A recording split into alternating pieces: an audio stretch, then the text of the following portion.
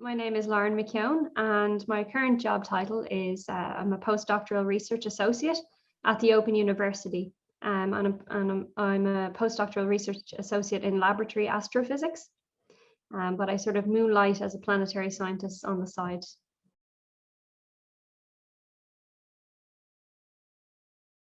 That's a good question. Yes, it does to a degree. I certainly love what I do, and I'm driven by what I do. I'm driven by research and wanting to understand more about other planets and planetary surfaces in the present day, and that keeps me very happy with what I do day to day. But early career research is slightly unstable, and you sort of have to go through 1 year to 2 year contracts for a while before you find something more permanent, generally, unless you're very, very lucky. So that's sort of that's where I'm at the moment.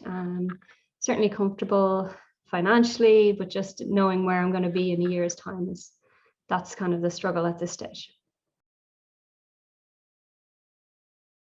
So yeah, it was advertised online, and I was recommended to apply for it by a colleague who actually works at the OU. So I originally did lab experiments here at the OU in a planetary simulation facility. So I knew some people here, and they recommended that my skills were aligned with this post, even though I originally wasn't in astrophysics per se. I was in planetary science, but the skills could be translatable to lab astrophysics. So yeah, so I was sort of sent the job post by someone I knew, and then I applied and got the job.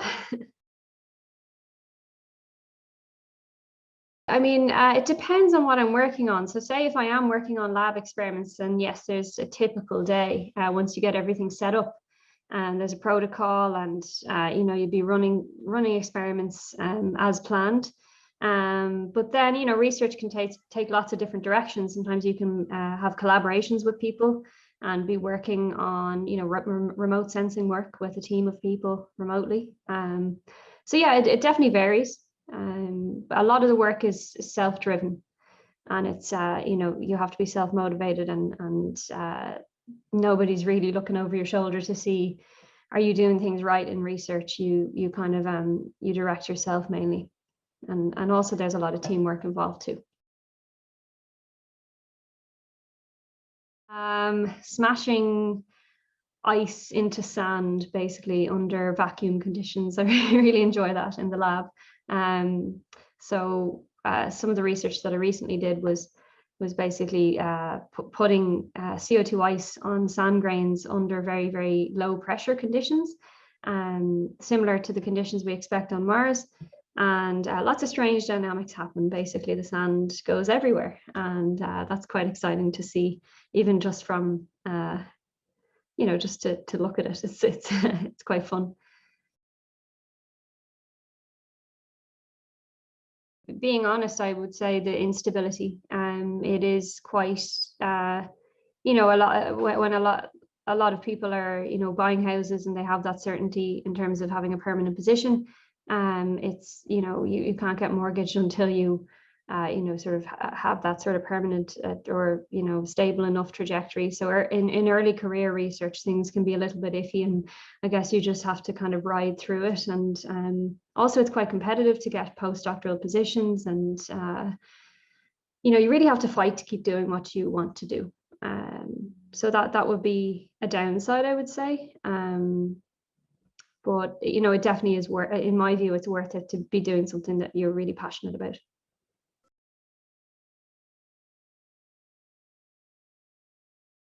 So when I was 13 or 14, I realized I wanted to do planetary science. So that was a good time. I was able to choose my subjects then in fourth year. So I took physics, chemistry, and also art, because I really like art. And then I think we had to choose a language, which I just chose French. So physics and chemistry were the main subjects that sort of helped prepare me for my degree. I also had to work. I wasn't very good at maths. It wasn't my best subject at all in junior level. And so when I realized I wanted to do this, I worked really hard to get up to speed on maths, and I actually love maths now. I tutor in maths on the side. So yeah, so I did higher level maths as well and just worked really hard at it.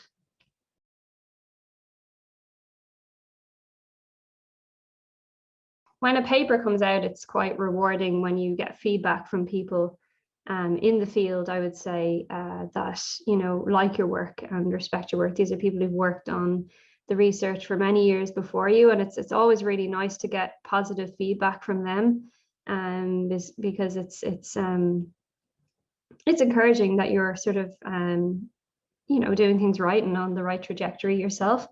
I'm very lucky that people in my field are incredibly encouraging of younger researchers.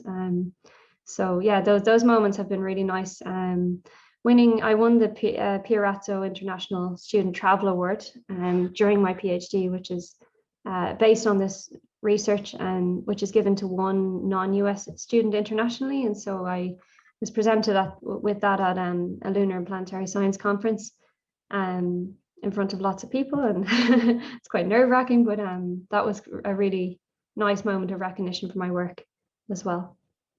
Also, I interned at NASA, which was a great experience too. It's hard to choose. But yeah, those were all highlights. Actually, I think this is quite important to share with anyone that's considering a similar career or trajectory. When I was younger, I wanted to work at NASA. You know, that was the kind of the end goal. But as I've gone through this career, I've realized that you can work with people at space agencies, you know, from anywhere in the world. You can be funded by those agencies. You can also work in universities working on the research that is coming. You're collaborating with people at these agencies. So, I mean, to be honest, I've been thinking about this the last few years, and I would love to work at NASA for a while, or for eventually. But it's a great place to be. At the moment, things are quite difficult to get to the US, especially as a non-citizen. So for me at the moment, my dream job is to just get to keep doing research on planetary surface processes that I'm really passionate about doing for a longer term. So I would really like a post that was, you know, more secure, more permanent at a university maybe. I really enjoy lecturing, so that might hopefully be a route to keep doing research as well as teaching. So yeah, basically just to keep doing the line of research that I'm really passionate about. So I guess the career of a planetary scientist, I would advise, if you're considering a career in planetary science, to keep up to date with what's going on. When I became interested in planetary science when I first saw that Saturn's moon Enceladus had water vapor plumes shooting out from its south pole. I just found that fascinating, and I became a bit obsessed with planets then, and I started going on the NASA website lots. Started going online and engaging with the community a little bit. My mum put me in touch with some people at UCD that had connections out at Kennedy Space Center, and so I would say, like, you know, keep engaged with the information online, the material, and maybe reach out to the people who are doing this stuff, because they're very friendly and they're always willing to advise. So eventually, when I got to sixth year in school, I reached out to Professor Lorraine Hanlon at UCD, because I was considering doing the physics with astronomy and space science course there, and she was kind enough to meet with me and, you know, speak to me about it. And I think those you know, interacting with people along the way who've encouraged me has been really, really helpful in getting me into this career. And I will say that, you know, there's very, very few planetary scientists in Ireland. It's you know, there's, I think, maybe 3 or so, I could be wrong now at this point, that are actually in Ireland at the moment. There are some researching in America, and you know, so it is hard within Ireland. So, you know, basically, I would say contact some people, and they might put you in touch with other people, and just really chat to people about what you'd like to do, because you never know where it might lead.